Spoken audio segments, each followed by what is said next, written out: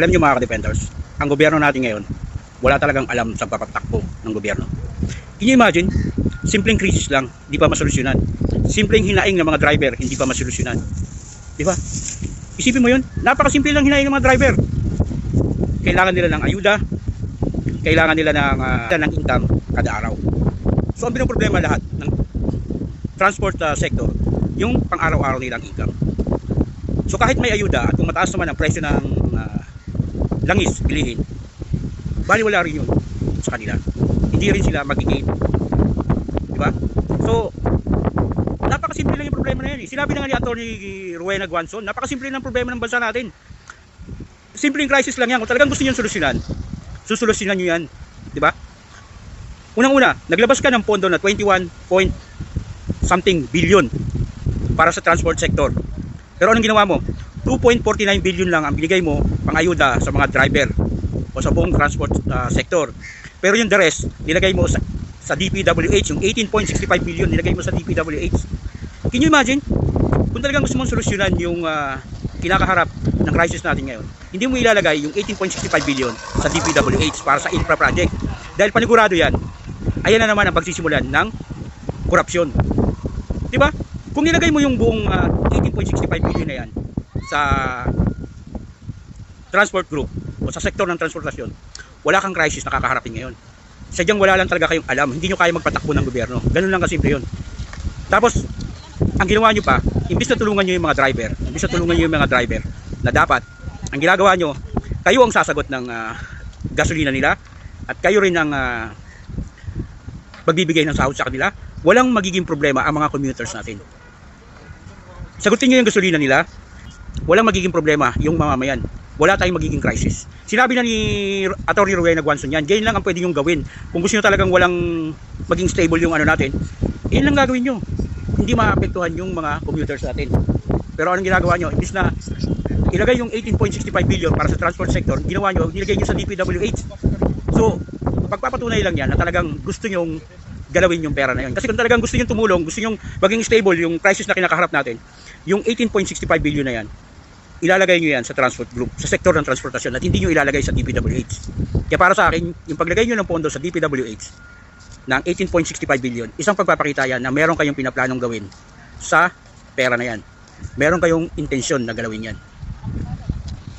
Can you imagine? Napakasimple lang ng nakaharap na crisis natin, lahat.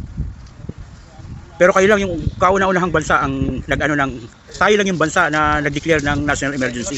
Samantalang napakasimple lang ng pinoproblema nyo.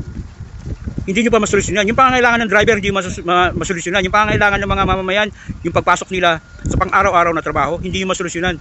Napakadaming bus, private bus na pwede yung arkilahin.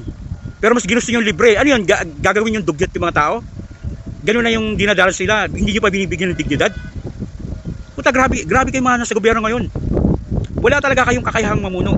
Lalo na itong mga nasa DOE, wala kayong kakayahang mamuno. Nasa crisis na kinakaharap natin, kung tutusin, kaya pang anuhin yan eh. Hindi nyo kayang kontrolin, hindi nyo kayang pairalin yung batas. Can you imagine tayo yung pinakamataas sa buong mundo na presyo ng langis? Na dapat hindi pa naman dapat magtataas yan dahil yung mga nakaraan pang mga nakaimbak yan, hindi yan bago. So dapat control pa rin yung presyo yan. Pero wala kayong ginagawa. Inutil kayo lahat sa gobyerno.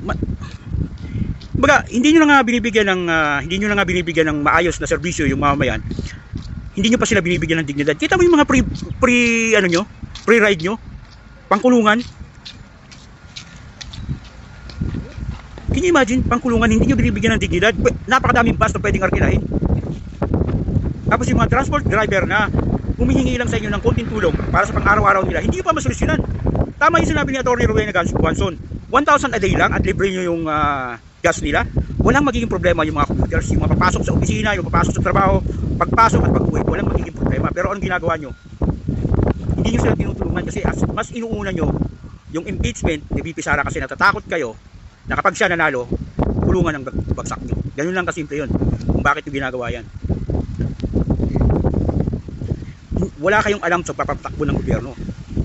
Hindi nyo kayong solusyonan yung napakasimpleng krisis lang.